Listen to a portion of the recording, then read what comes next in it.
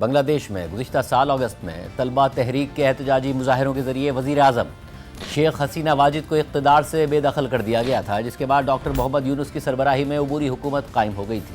اور اب جب عبوری حکومت الیکشن کی تاریخ کا اعلان کر کے جمہوری پروسیس کے ذریعے سیاسی جماعتوں کو اقتدار کی منتقلی کی طرف آگے بڑھ رہی ہے، تو اچانک بنگلہ دیش میں حالات ایک بار پھر خراب ہو گئے ہیں۔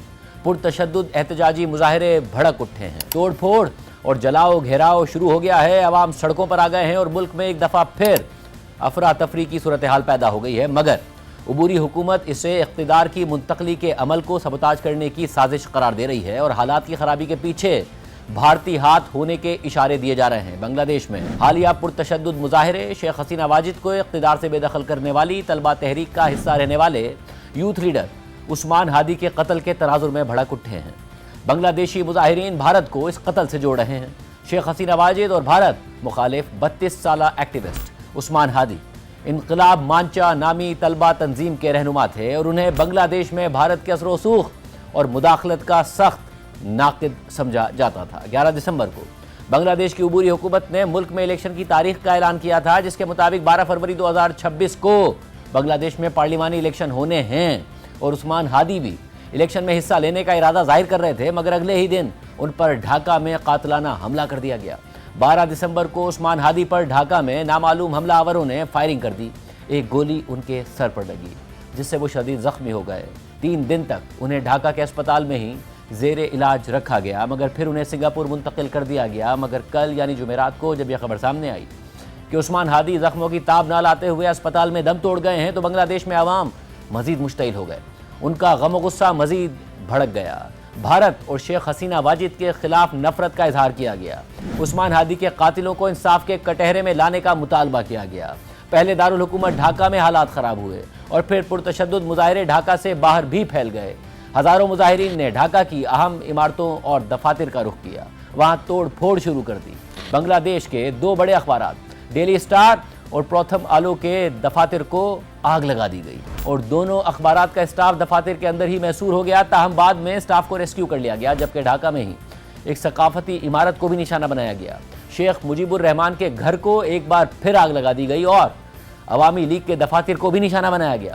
میڈیا رپورٹس کے مطابق بنگلہ دیش میں بھارت کے نائب سفیر کے گھر کا بھی گھیراؤ کرنے کی کوشش کی گئی، تاہم پولیس نے شیلنگ کر کے مظاہرین کو وہاں سے منتشر کر دیا۔ ساتھ ہی یہ رپورٹس بھی سامنے آئیں کہ بنگلہ دیش میں بھارت کے سفارت خانے کی طرف بھی مظاہرین نے مارچ کرنے کی کوشش کی، مگر پولیس نے انہیں روک دیا۔ اس کے علاوہ ڈھاکہ میں ایک ہائی وے کو بلاک کرنے کی اطلاعات بھی سامنے آئیں۔ اہم بات یہ بھی ہے کہ آج شام کو عثمان ہادی کی میت سنگاپور سے ڈھاکہ پہنچا دی گئی اور اب کل ان کی نماز جنازہ ادا کی جائے گی۔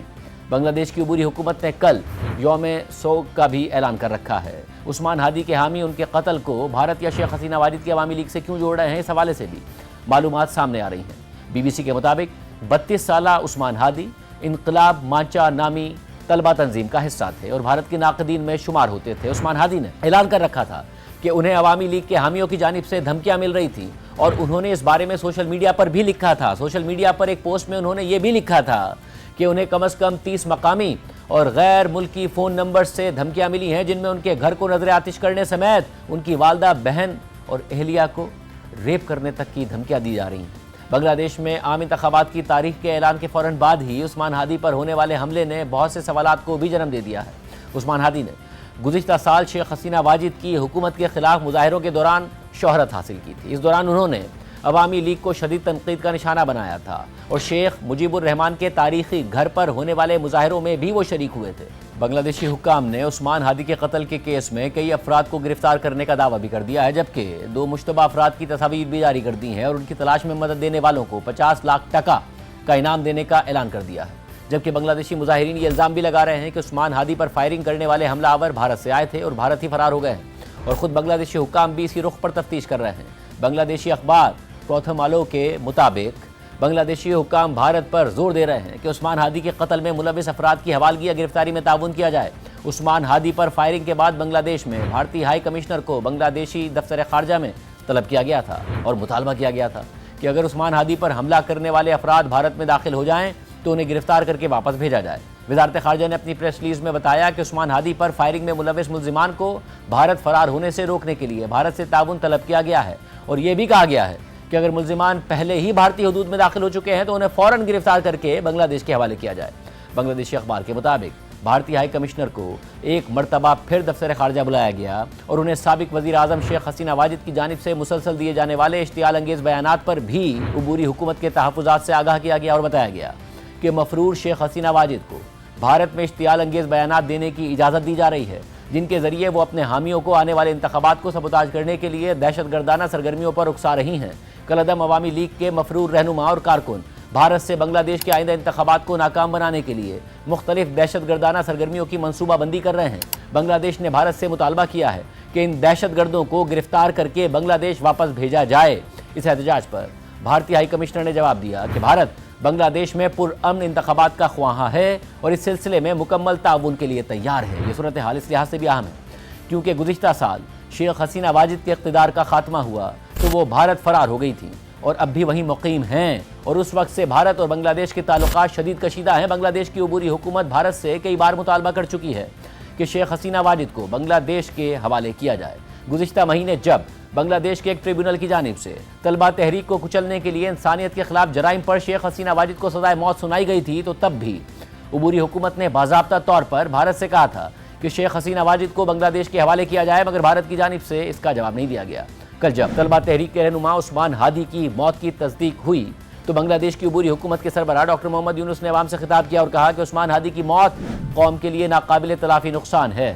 خوف، دہشت یا خون ریزی کے ذریعے ملک کا جمہوریت کی جانب سفر روکا نہیں جا سکتا۔ اس کے بعد پرتشدد احتجاجی مظاہروں کے حوالے سے عبوری حکومت نے باضابطہ بیان بھی جاری کیا، جس کے مطابق بنگلہ دیشی حکومت تمام شہریوں سے اپیل کرتی ہے کہ وہ چند عناصر کی جانب سے کیے جانے والے موب وائلنس کی ہر شکل کے خلاف مزاحمت کریں۔